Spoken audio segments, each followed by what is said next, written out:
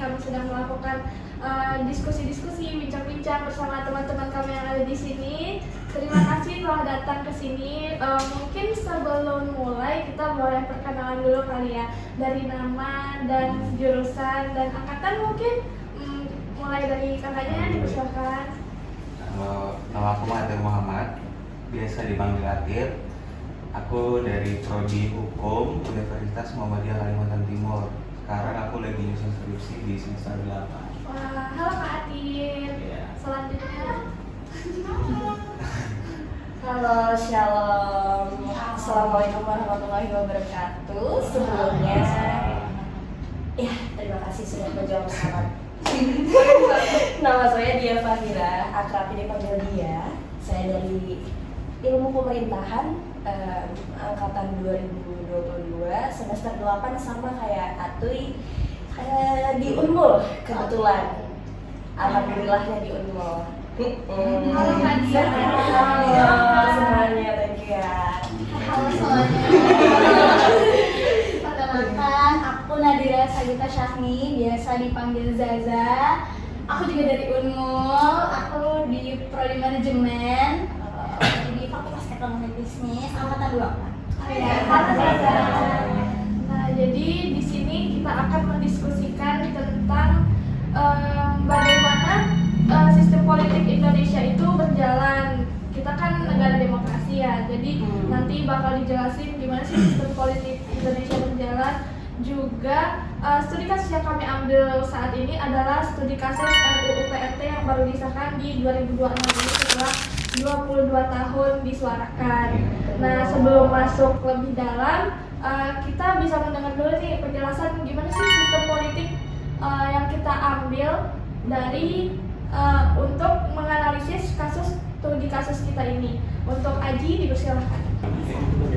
Teori ilmu itu biasanya dia pakai input, proses, sama output. Kalau misalnya dari yang di sini inputnya itu kalau misalnya kita ambil dari teori Galmon, RUU PRT ini berasal dari kayak keresahan-keresahan, pasti jelas kan? Inputnya. Dan prosesnya ini mantep banget, 22 tahun untuk exit yang tadi dibilang. Nah, kalau di sini yang saya baca,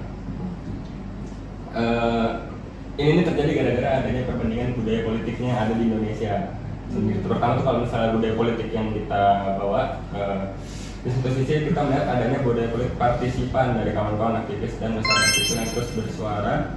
Mereka sadar akan hak-hak mereka, jadi itu mereka tetap bersuara walaupun tetap mandat tadi. Kalau misalnya kita ambil dari kita sambungin dengan teori ini gitu. Tapi di sisi lain kita melihat dari sisa-sisa budaya politik parokial dan atau subjek di level pengambil kebijakan. Masih ada pandangan yang menganggap isu PRT ini, kerja rumah tangga tadi, ini cuma urusan domestik atau urusan privat majikan pekerja. Jadi itu dianggap tidak terlalu penting lah, untuk tidak terlalu mendesak untuk disahkan.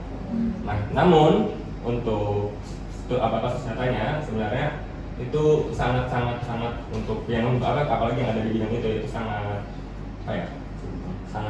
sangat perlu disahkan gitu, karena mereka banyak hak mereka yang diambil, banyak hak mereka yang tidak mereka dapatkan gitu. Makanya RUU ini didesak terus. Nah, kalau kita pakai ke kerangka fungsi sistem politik ala Galmon, yaitu input, konversi dan input, proses dan output. Inputnya itu udah sangat jelas tadi itu dan masif juga, tuntutannya juga ada di publik, draftnya udah ada, draft RUU-nya udah ada, dukungannya juga udah ada. Itu juga udah ada di meja DPR lah ibaratnya. Harusnya sistemnya itu udah dijalankan, konversinya itu harusnya udah ada gitu. Namun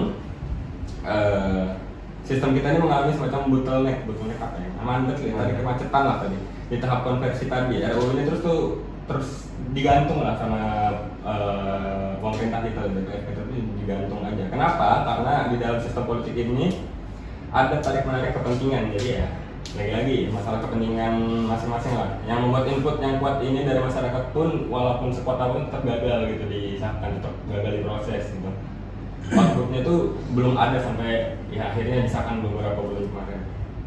Jadi intinya RUU ini sebenarnya adalah ujian bagi sistem politik kita. Kalau RUU ini akhirnya bisa disahkan, itu artinya sistem kita berhasil menjalankan fungsinya dengan baik sebagai respon terhadap tuntutan masyarakat kita yang banyak sekali. Tapi ya ya buktinya tetap ditunda akhirnya ya, tapi untungnya akhirnya baru bulan ini disahkan. Ada yang pernah lihat gak teori ini? Kalau aku jauh banget ya di Ada tuh Iya. tapi Oda yang terdengar pernah nggak sih ngeliat kayak teori seperti ini, kayak gas LPG ini? Oh, dosenku dulu nyebutnya teori kacang.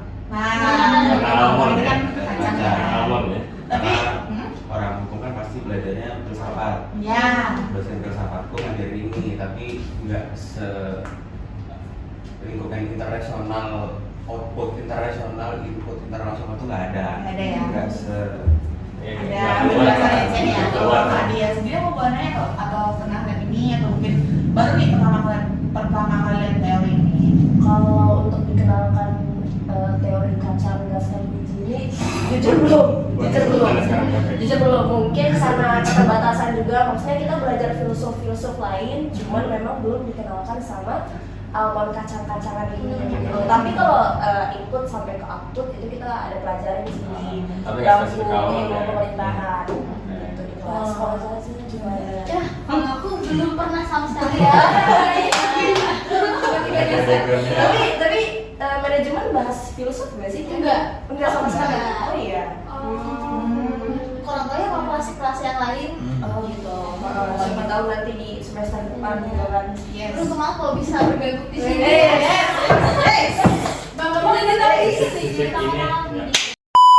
Jelaskan dulu sedikit deh sama Oh, kita, ya. gimana sih Apa itu? prosesnya input ke proses ke outputnya tuh gimana sih maksudnya? Mungkin membingungkan banget ya dari segi tulisan ini. Ya, dan bingung kan itu kenapa kayak muter-muter, karena dalam sistem politik itu pasti ada kebijakan kan kak, dimana tuh kayak ada permasalahan pasti ada kebijakan. Nah di Indonesia atau di negara yang demokrasi itu tuh ada yang namanya lingkungan fisik, sosial, dan ekonomi domestik. Nah itu lingkungan ini kayak lingkungan kita di semua masyarakat dan sebagainya. Kemudian dia masuk ke output dan masuk ke artikulasi kepentingan. Di mana artikulasi kepentingan ini adanya demonstrasi atau kayak kemajuan, iya desakan kayak permasalahan yang ada gitu loh, kayak ya demo lah misalnya. Terus masuk di agregasi kepentingan. Di agregasi kepentingan ini akhirnya permasalahan itu disatukan oleh political party sih biasanya, atau partai politik. Jadi kayak di agregasi kepentingan ini partai politik yang akan membawakan permasalahan tersebut ke yang lebih atas. Berarti semua kita usahakan ya. Iya, Di usahakan. bagian artikulasi itu. Nah, di artikulasi kepentingan itu pokoknya nanti setelah sampai di parpol tuh bakal mengajukan ke yang lebih tinggi kayak lembaga legislatif. Karena kan kita kayak orang-orang kayak kita ini nggak mungkin langsung naik ke legislatif kan. Jadi ada yang namanya payung partai politik. Nah, setelah di partai politik tuh naik lagi ke pembuatan kebijakan, yaitu biasa yang badan legislatif atau eksekutif. Nah, setelah pembuatan kebijakan tersebut diproses, itu nanti akan keluar ke penerapan kebijakan. Penerapan kebijakan ini di mana kebijakan tersebut tuh diterapkan di masyarakat itu sendiri. Setelah diterapkan, pasti ada yang namanya penghakiman kebijakan. Nah, di mana yang penghakiman ini yang melaksanakan itu badan peradilan seperti judikatif yang melihat apakah kebijakan tersebut bisa dilanjut atau enggak. Jadi kayak dieksekusi kembali lah di situ istilahnya. Nah, setelah kebijakan tersebut di ACC, nah keluar lagi ke output dari pengaruh tersebut, pengaruh yang udah diaplikasikan ke bawah atau kayak dihakimi oleh badan peradilan. Nah, setelah output itu keluar kembali lagi ke masyarakat. Jadi skema ini tuh kayak dari masyarakat putar lagi ke atas, akhirnya kembali lagi ke masyarakat. Karena ini yang namanya demokrasi. Itu sih kalau dari saya. Buat teman-teman harus nambahin. Apakah ada yang mau nambahin atau mau bertanya mungkin tentang di almond ini? Gimana sih? Jadi sistem politik di Almond ini udah benar-benar diterapkan nggak sih di sistem politik Indonesia? Pertanyaan untuk beberapa nggak semua ya, kalau yang dari pengalaman pribadi dari yang kulihat aja, untuk beberapa kebijakan sudah, cuman nggak semua, nggak semerata itu. Kebanyakan nyangkut di agregasi kepentingan biasanya, kebanyakannya nyangkutnya di situ. Mereka kebanyakan ada yang ternyata sebenarnya peraturan itu tuh nggak sepenuhnya dari masyarakat, nggak sepenuhnya juga untuk kepentingan masyarakat. Cuman karena kepentingan agregasi itu ya kepentingan parpol atau kepentingan pribadi di atas sana, kebanyakan mereka nyangkut sih, dan kebanyakan untuk kebijakan yang disahkan itu sebenarnya nggak seharusnya disahkan, atau kebijakan ini yang kayak tadi untuk PPRT sebenarnya itu urgensinya juga lumayan besar, tapi sebenarnya itu nggak diurgensikan di atas tadi. Jadi kalau misalnya apakah sudah diterapkan atau tidak, setengah-setengah kali ya dari saya. Karena masih banyak kayak kebijakan yang dinaikkan tuh nyangkut di bagian proses yang tadi bilang itu. Jadi kayak mandat terus kayak PPRT ini kan itu baru 22 tahun baru disahkan. Sama kayak RUU perampasan aset ya, itu belum kan, itu kan jadi kayak nyangkut masih di tengah-tengah situ, nggak tahu lah itu ngapain pemerintah itu ya. Jadi intinya di Indonesia ini masih sedikit kurang mengaplikasikan lah ya, karena kalau kata J. Almond sendiri ini adalah sistem yang paling ideal untuk negara demokrasi. Nah kalau misalnya ada satu unsur aja yang nggak terlaksanakan, itu bisa hancur di beberapa bagian lain gitu. Jadi kayak udah nggak kebentuk gitu lah ya. Jadi apa cukup pertanyaannya? Cukup. Baik, mungkin kita bisa lanjut ke penjelasan Aji tadi tentang RUU PRT sendiri itu. Tadi Aji mau nanya ya, gimana sih, apakah kalian sendiri udah pernah dengar tentang RUU PRT, apalagi Kak Atir, anak hukum, mungkin ada pandangan-pandangan tersendiri dari hukum atau gimana? Kalau menurutku undang-undang PPRT ini sama lah kayak undang-undang UU perampasan, tapi dengan didorongnya semangat pekerja buruh. Sekarang kan udah sama rata nih, kayak nggak ada lagi istilah kayak pembantu, nggak ada lagi istilah kayak majikan. Sekarang kan kayak pemberi kerja dan pekerja rumah tangga, jadinya udah sama di kacamata hukum tuh udah sama semuanya.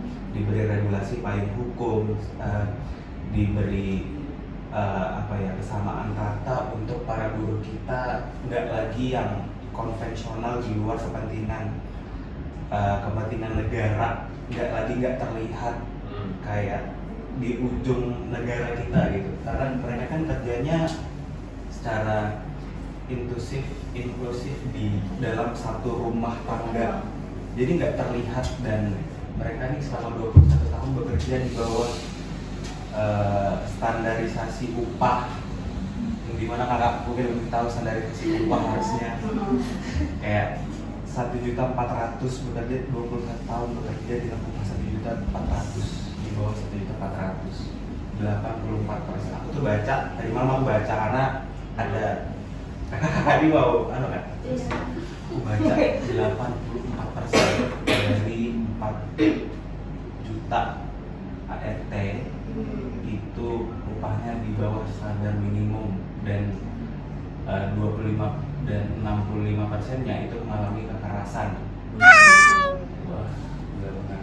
Jadi kayak jangan sampai UU PRT ini mengalami hal-hal yang sama dengan UU perampasan, yaitu mandek di pembuatan kebijakan, karena anggota legislatif kita ini memiliki urgensi yang lain daripada mensejahterakan tenaga kerja di Indonesia, di negaranya sendiri. Itu sih menurutku.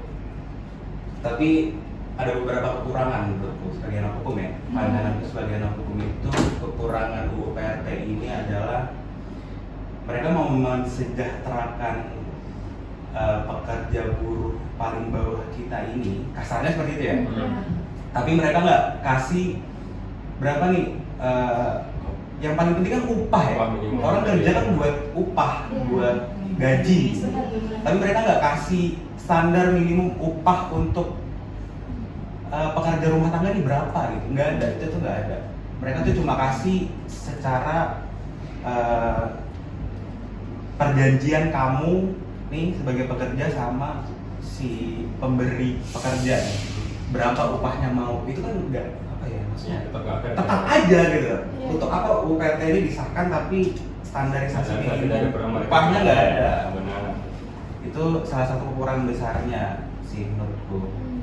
Kalau sisanya tuh kayak mereka udah tentuin kerja yang 14 jam lebih tuh udah nggak ada lagi, udah dikasih kontrak apa segala macam. Intinya kan kalau buat anak hukum tuh kalau misalnya ada perjanjian, ada kontrak di atas kertas, di atas materai, itu kan udah sama di atas payung hukum gitu. Jadinya udah oke lah, itu udah ada regulasinya apa segala macam. Menurut secara garis besarnya aku ketahui begitu sih. Baik, terima kasih. Jadi sebenarnya kita bersyukur banget ya udah disahkan, cuman masih ada beberapa kekurangan yang harusnya bisa lebih dimaksimalkan dalam pengesahan ini. Sebenarnya belum sah banget sih. Oh, belum? Iya. Ada beberapa kebijakan regulasi yang secara garis besar kan kita nih anak Undi kalau misalnya mau mengesahkan undang-undang dasar itu banyak banget prosesnya. Terus kita harus melakukan perbandingan terhadap undang-undang lain. Undang-undang ini kan perbandingannya sama undang-undang undang-undang ketenagakerjaan. Undang-undang ketenagakerjaan aja masih mandat gitu. Iya.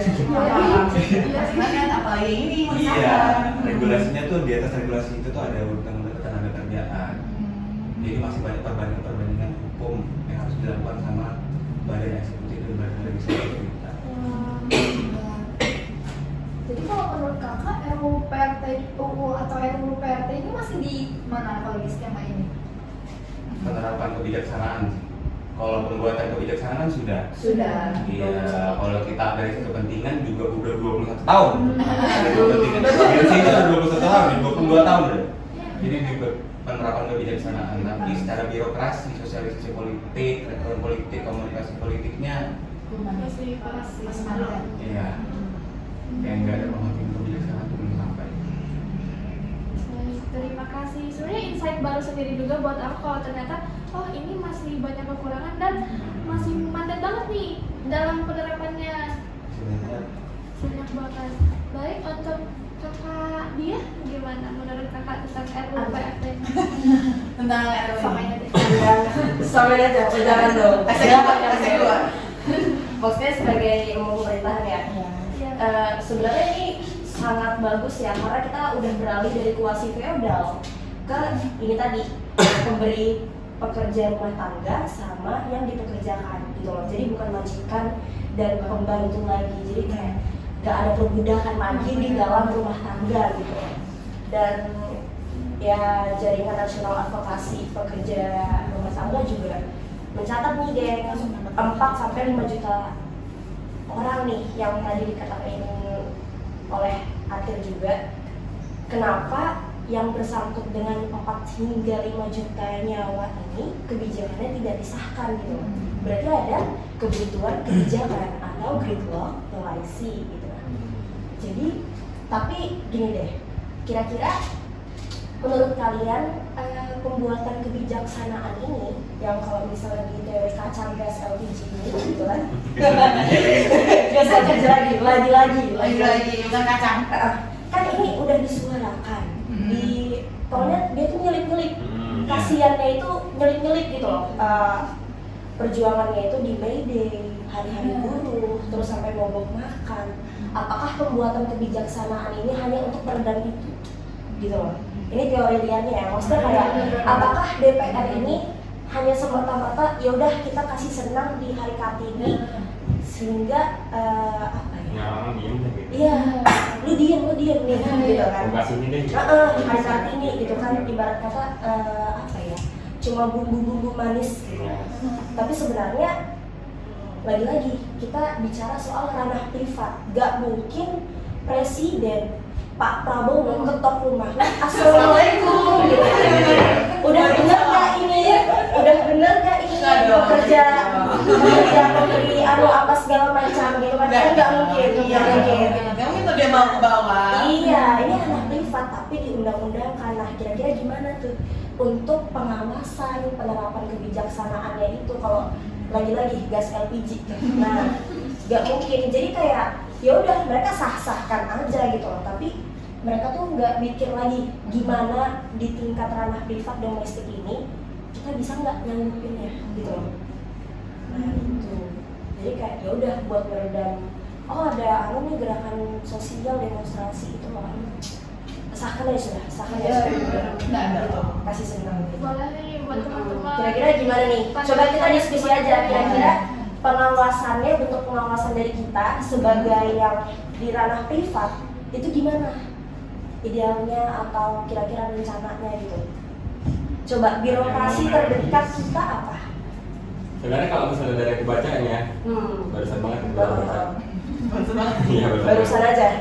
Kapan Di sini nggak ada secara spesifik dijelaskan kalau ada pengawasan untuk ya dari kebijakan tadi kan nggak ada pengawasan. Jadi Itu dia.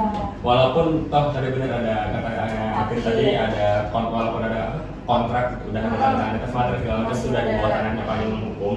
Kalau bentukannya udah ancaman segala macam diancam dan segala macam, kontrak ini nggak ada artinya kan, benar ya? Iya benar. Nah, Apalagi di sini saya baca beneran nggak ada pengawasannya. Betul. Pengawasan tidak ada kontrol dan pengawasan pemerintah yang mana di prakteknya sangat rawan dan rentan terhadap diskriminasi, eksploitasi dan kekerasan. Nah, kalau misalnya dibilang harusnya di mana bentuk pengawasannya, apalagi neran privat tadi itu agak susah sih jujur saya juga sebelum ada kebayang apapun sih.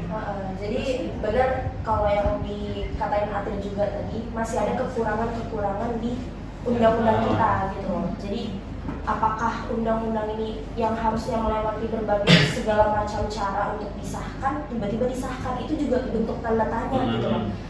Itu. Nah, birokrasi terdekat kita di ranah privat adalah RT RW. Tapi apakah mereka juga mengurusi hal itu? Assalamualaikum, gitu. Ketok lagi pintunya gitu kan. Nah, caranya ini salah satu solusi. Apakah kita siap untuk digitalisasi ranah privat pekerja rumah tangga dan pemberi pekerja rumah tangga itu? Jadi ya udah hitam di atas putih gitu kan, udah disahkan apa segala macam. Tapi yang tadi minimum upahnya nggak ada. Jadi kalau misalnya mereka kontrak nih udah sah gitu, 1 juta mau ya mau nggak mau. tapi emang aku tuh paham apa ya dengan kepentingan pemerintah yang sebanyak ini ya. Bukannya aku mengajukan pro terhadap kurangnya regulasi kita di negara kita sendiri gitu. Tapi maksudnya aku paham kenapa pengawasan secara privat untuk PRT kita ini lumayan susah sih, karena terlalu banyak dan kayak kan katanya mau diadakan kayak nantinya akan ada pelatihan, akan ada pemberian kayak keanggotaan PRT gitu. Ini lembaga. Mungkin solusi yang paling baik untuk kita melakukan pengawasan ya dengan itu, memberikan kartu tanda anggota. Kalau aku PRT yang udah terlatih kayak sapam jatuhnya. Oh iya, kan dulu sempat mangkat juga beberapa tahun. Iya, benar. Undang-undangnya untuk ketenaga kerjaan, masuk ke tenaga kerjaan jatuhnya untuk. Iya, kayak gitu sih jatuhnya. Kalau misalnya kita melakukan pengawasan, pemerintah nih melakukan pengawasan terhadap 4 juta itu susah juga. Iya, dari privat gitu. Iya, tapi itu nggak secara rancu dibahas langsung di undang-undangnya gitu loh, kayak memberikan kartu keanggotaan atau apa, memberikan pelatihan apa segala macam. Kayak apa ya? Mungkin bisa ada apa sih namanya, revisi lagi lah. Kayak ini panjang banget ya, kayak proses itu panjang banget. Aku tuh ngikutin proses pembuatan undang-undang tuh panjang banget. Ya nanti bikin naskah akademik lah, apa segala macam. Tapi tuh undang-undang kita tuh disahkan secara ragu-ragu gitu. Kayak apa ya? Kayak itu tuh panjang banget. Entah kenapa gitu. Entah kenapa masih salah dengan proses yang sepanjang itu gitu. Iya, Berbahasa RUU segala macam dan masih ada kecacatan ya dia. Iya. Dari RUU-nya. Oke.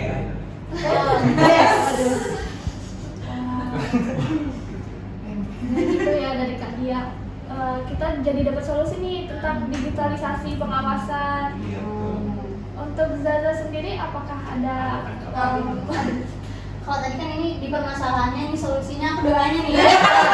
Amin. Semoga dalam nama Iya, Tuhan. gitu udah ya. agak berat ya bahasanya. Iya. Versi aku nih sih ya, semoga sesuai yang tadi kakak-kakaknya ngomong, RU ini bisa jadi zona nyaman lah buat para pekerja-pekerja kita kan. Apalagi kita juga harus mikirin tadi kemungkinan terburuknya tuh apa. Ya begitu, jadi semoga ada kebijakan-kebijakan yang bisa menguntungkan berbagai pihak lah. Amin. wow.